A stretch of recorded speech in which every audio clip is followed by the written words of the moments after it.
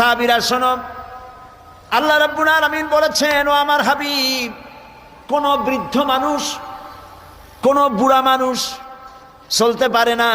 এই লোকটি যখন আমার দরবারে হাত তুলে যখন কান্দে আর বলে, আল্লাহ, আগের মতো রোজগার করতে পারি না বলে সংসারে আমার কোনো দাম নাই, আমি আগের মতো চোখে দেখি না, আগের মতো কানে শুনি না, আগের মতো দাঁড়াইতে পারি না, হাঁটতে পারি না, কোনো জায়গায় মূল্য নাই, দাম নাই, আর তোমার কাছে যে আমি চাইবো সাহসও পাই না, কারণ বিগত জীবনটা নাফরমানি করে কাটাইছি।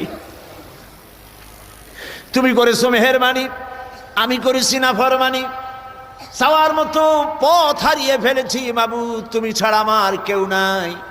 আল্লাহ বলেন, ও আমার নবী, আমার বৃদ্ধ বান্দা যখন এভাবে কাতরাতে থাকে, আমার তখন শরম হয় এই বুড়া বান্দাটারে কেমনে খালি হাতে ফিরায়।